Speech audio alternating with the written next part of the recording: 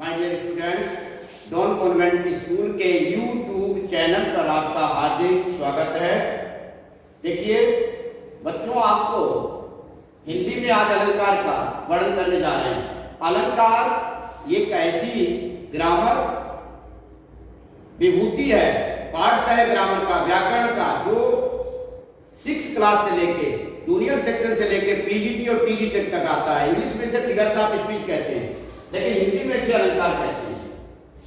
अलंकार का आज मैं आपको अर्थ बताऊंगा कि अलंकार किसे कहते हैं। आपने अलंकार बहुत से पढ़े होंगे, 6 में, 7th में, 8th में, 9th में, 10th में, 11th में, 12th में और बीए और एमए में भी, जिसे हम सिमिली, फिगर्स ऑफ स्पीच कहते हैं, पर्सनिफिकेशन भी कहते हैं। लेकिन हिंदी में आपको आज बताऊंगा अलंकार किसे कहते हैं। अलंकार का अर्थ क्या है? इसका संधि विच्छेद है अलम और कार। अलम माने आभूषण और कार माने कर्ता, अर्थात किसी व्यक्ति को, किसी वस्तु को कर्ता के द्वारा आभूषण से, गहनों से अथवा शब्दों से सजाया जाए, संवारा जाए, सुंदर बनाया जाए तो उसे हम अलंकार कहते हैं। अलम माने आभूषण, कर्ता माने सजाने वाला, करने वाला। चाहे वो शब्दों से सजाया जाए, चाहे वो आभूषणों से सजाया जाए, चाहे वो वाणी से और अर्थ से सजाया जाए, वर्ण से सजाया जाए, शब्द से सजाया जाए, तमाम प्रकार के काव्य में इसी तरीके से शब्द। अब ये कितने प्रकार के होते हैं इस पर आएंगे। अलंकार 3 प्रकार के होते हैं। नंबर 1 शब्दालंकार, जिनको शब्दों के द्वारा सजाया जाता है। नंबर 2 अर्थालंकार, जिनको अर्थों के द्वारा सजाया जाता है। और नंबर 3 उभयालंकार, अर्थात शब्द और अर्थ दोनों एक में हो जिसमें, उसे हम उभयालंकार कहते हैं। उभयालंकार का वर्णन आपके पीजीटी में है। आपको चूंकि हाई स्कूल से 6 से लेके और 12th तक पढ़ा रहा हूं, इसलिए आप केवल 2 अलंकारों को समझेंगे, शब्दालंकार और अर्थालंकार। शब्दालंकार 3 प्रकार के होते हैं। नंबर 1 अनुप्रास अलंकार, नंबर 2 यमक अलंकार, नंबर 3 श्लेष अलंकार। और अर्थालंकार में ये 5 प्रकार के होते हैं। नंबर 1 उपमा अलंकार, नंबर 2 रूपक अलंकार, नंबर 3 उत्प्रेक्षा अलंकार, नंबर 4 अतिशयोक्ति अलंकार और नंबर 5 मानवीकरण अलंकार। प्रिय छात्रों, अब आपको हम ले चलते हैं पुनः शब्दालंकार की तरफ। शब्दालंकार में सबसे पहला अलंकार है उपमा, अनुप्रास अलंकार। अनुप्रास अलंकार इसमें उपमा अर्थालंकार में और शब्दालंकार में अनुप्रास अलंकार। अनुप्रास अलंकार को अनु और प्रास, अनु माने आवृत्ति, बार बार, और प्रास माने शब्दों की, अर्थात किसी वर्ण की 1 से अधिक बार आवृत्ति हो, उसे हम अनुप्रास अलंकार कहते हैं। 1 से अधिक बार, एक बार आ गई उसके बाद भी वही शब्द आ जाए, लेकिन उसे हम अनुप्रास अलंकार, जैसे उदाहरण से लिखेंगे, बंधम गुरुपद पद्म परागा, बंधव गुरुपद पद्म परागा, सुरुचि सुवास सरिस अनुरागा। इसमें पद सर ये 2 बार आया है, 1 से अधिक बार आया, लिहाजा अनुप्रास अलंकार को आप अच्छी प्रकार समझ गए होंगे। यहाँ पर ध्यान रखना है, अनुप्रास अलंकार में और नंबर 2 यमक अलंकार में मोस्टली हाई स्कूल और 12th के विद्यार्थी गलती कर देते हैं। कहां पर गलती करते हैं जरा देखिए, आप समझिए। यहां पर वर्ण है, वहां पर वो शब्द लगा देते हैं। वर्ण की जगह पर शब्द लगा देने से यमक अलंकार हो जाता है। और जहां पर शब्द अलंकार होना चाहिए, शब्दों की आवृत्ति होनी चाहिए, वहां पर छात्र क्या लगा देते हैं? वर्ण। लिहाजा क्या होता है? अलंकार के 2 नंबर हाई स्कूल और 12th बोर्ड वाले, सीबीएसई बोर्ड वाले छात्रों के चले जाते हैं। गलती क्यों नहीं करते? फिर आपको कंसंट्रेट माइंड होकर समझना पड़ेगा। जहां पर वर्ण की आवृत्ति है वो केवल अनुप्रास होगा, जहां पर शब्द की आवृत्ति है वो केवल यमक अलंकार होगा। अब आइए आपको यमक अलंकार बताते हैं। यमक अलंकार जहां पर कोई शब्द अनेक बार आए और उसका अर्थ भी अलग अलग हो।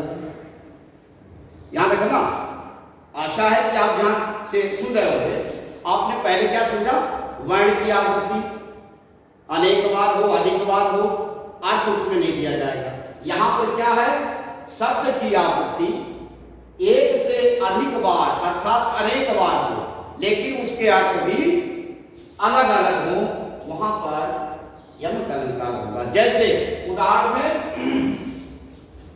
कनकते शौनी मादकताधिकाय या पाए गौराय जगत वा पाए गौराय। अर्थात कनक माने धतूरा और कनक माने सोना। अगर सोना संसार में जिस व्यक्ति के पास हो जाएगा, अधिक हो जाएगा, सीमा से ऊपर, वो गौरा जाएगा अर्थात मेंटल हो जाएगा, पागल हो जाएगा। और एक कनक माने धतूरा। धतूरा जो भगवान शंकर पर हिंदू धर्म के अनुसार चढ़ाया जाता है, उस धतूरा के खाने से लोग मरेंगे नहीं लेकिन पागल जरूर हो जाएंगे। अर्थात दोनों में शब्द की आवृत्ति एक से अधिक बार होगी और अर्थ भी एक से अधिक बार हो गया। प्रिय छात्रों, यहां पर हो गया आपका यमक अलंकार। अब आइए, आपका स्वागत है श्लेष अलंकार। श्लेष अलंकार में खुद ही श्लेष में ही अर्थ दिया गया है।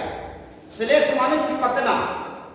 अब जब श्लेष माने चिपकना है अर्थात किसका चिपकना, जब वाक्य में एक से अधिक अर्थ वाले शब्दों का प्रयोग हो, एक ही शब्द हो अर्थ उसके अलग अलग हो रहे हैं और ऐसा लग रहा हो कि ये जो एक शब्द है ये एक ही बात, एक ही शब्द का अर्थ है, लेकिन नहीं, अर्थ उसके अलग अलग होंगे।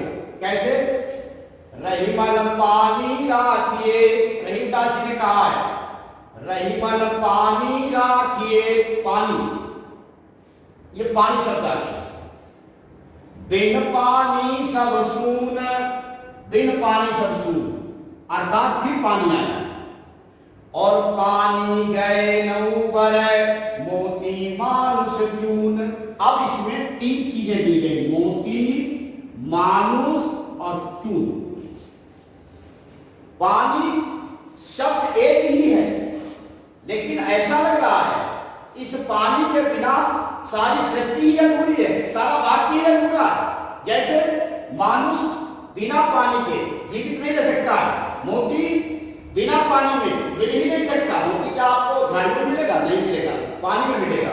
और आटा, चून माने आटा, अर्थात इसमें अगर पानी नहीं डालेंगे तो आप रोटी बना के आपकी मदर, आपकी सिस्टर आपको खाना बनाकर नहीं खिला पाएगी। इसके मतलब पानी इसेंशियल है। इसमें यह शब्द ऐसा है कि इसके बिना मोती की प्रतिष्ठा अधूरी है, मानुष की प्रतिष्ठा अधूरी है और चून की भी प्रतिष्ठा अधूरी है। इसके मतलब पानी शब्द ये मोस्ट इसेंशियल इंपॉर्टेंट वर्ड है इस जो दोहा में। अब आइए, आपका इधर आप समझ गए होंगे, एक बार आपका कंसंट्रेट करते हैं। अनुप्रास, यमक, श्लेष, तीनों का आपको डेफिनेशन बताई, एग्जाम्पल बताया, तीनों आपके क्लियर हो गए। अब आपको लेके चलते अर्थालंकार। अर्थात मतलब मैंने पहले बताया था, पिछले पॉइंट पे जाइए, शब्द का और अर्थ का। शब्द का झंझट समाप्त हो गया, अब आपको शब्द से लेना देना नहीं, अब अर्थों पर अलंकार बनेंगे। नंबर 1 उपमा अलंकार। उपमा अलंकार क्या है अब आप समझेंगे। उपमा अलंकार जहां पर उपमेय की, उपमान से संभावना नहीं है, यहां पर भी दो गलतियां होती है, तुलना की जाए, कल्पना भी नहीं, संभावना भी नहीं, तुलना की जाए। उपमेय में उपमान की, उपमेय की उपमान से तुलना की जाए, वहां पर उपमा अलंकार। जैसे पीपर पात सरिस मन डोला। अब आप देखिए, पीपर के पत्ते के समान हमारा मन डोलने लगा, चलने लगा। पीपर का पत्ता जरा से हवा चलती है, उसमें कितनी तेजी से चलते हैं। अर्थात पीपर पात की मेरा मन किससे तुलना की गई?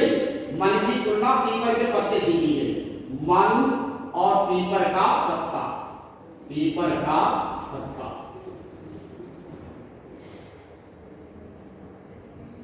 उपमेय की उपमान से, उपमेय की उपमान से तुलना की गई, वहां पर उपमान अलंकार है। प्रिय छात्रों, come on the next topic, रूपक अलंकार।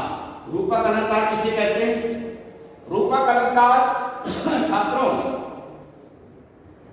उपमेय में उपमान का आरोपण हो, जहां पर उपमेय में उपमान का आरोपण हो वहां पर हम रूपक अलंकार है। अर्थात उपमेय में उपमान की संभावना या कल्पना प्रकट की जाए, वहां पर हम रूपक अलंकार कहते हैं। या दूसरे शब्दों में आप कह सकते हैं कि उपमेय में उपमान का आरोपण हो, जैसे मुख मयंक सममंद मनोहर। मुख मयंक, अब आप देखिए मुख हमारा सजीव वस्तु है, हमारा मुख है, और किसके समान बता दिया? चंद्रमा के समान। चंद्रमा के समान हमारा मुख सुंदर लगता है। मुख मयंक सममंद मनोहर, मयंक माने चंद्रमा और मुख माने किसी व्यक्ति का मुख है उसकी। अब आइए आप तुरंत उत्प्रेक्षा अलंकार। उत्प्रेक्षा अलंकार में छात्रों आप कंसंट्रेट रखें, आपको बहुत आनंद आएगा।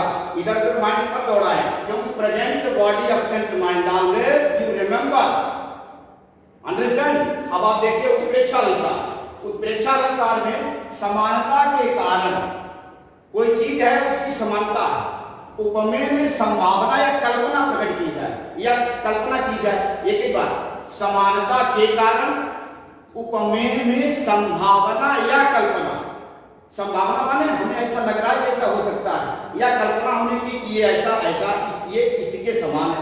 इस तरीके से जैसे सोहत ओढ़े पीत पट श्याम सलोने गात, मनहु नील मन शैल पर आतप पड़ो प्रभात। अर्थात कितना अच्छा देख लीजिए आप गोस्वामी तुलसीदास ने। सोहत ओढ़े पीत पट, पीला पीतांबर धारण किए हुए कितने सुंदर लग रहे हैं भगवान कृष्ण। ऐसा लग रहा है जैसे नीलमणि पर्वत पर प्रातः काल के सूर्य की जब किरणें पड़ती हैं तो वो पूरा पर्वत इतना सुंदर लगता है। ऐसा लगता है कि वो भगवान कृष्ण के समान साक्षात बन गया हो। ऐसा जैसा समान ऐसे शब्दों की जहां प्रावृत्ति होती है उसे हम कहते हैं बेटा उत्प्रेक्षा अलंकार। अब आइए आप अतिशयोक्ति अलंकार।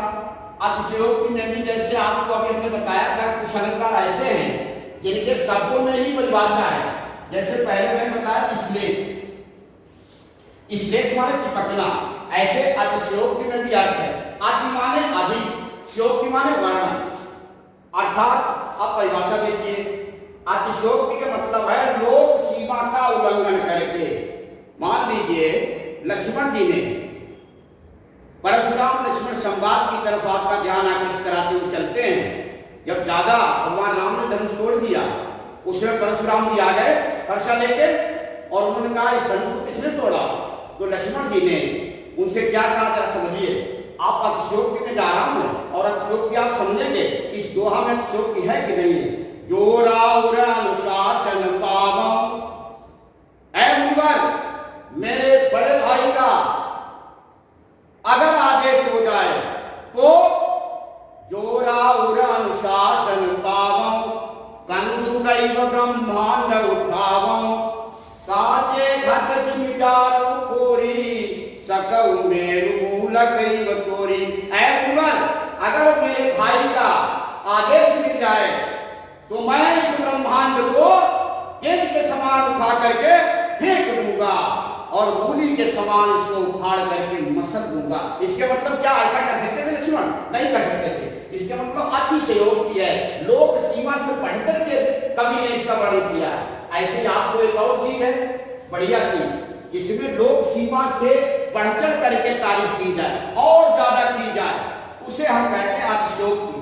जैसे प्रिय छात्रों आप समझ गए, मैंने दोहा पढ़ा, लेकिन अब बताइए क्या है। हनुमान की पूंछ में लगन न पाई आग, लंका सारी जल गई गए निशाचर भाग। ये अतिशयोक्ति है। तुलसीदास ने लिखा है कि हनुमान की पूंछ में आग नहीं लग पाई और लंका जल गई और राक्षस भाग गए। ऐसा कैसे हो सकता है?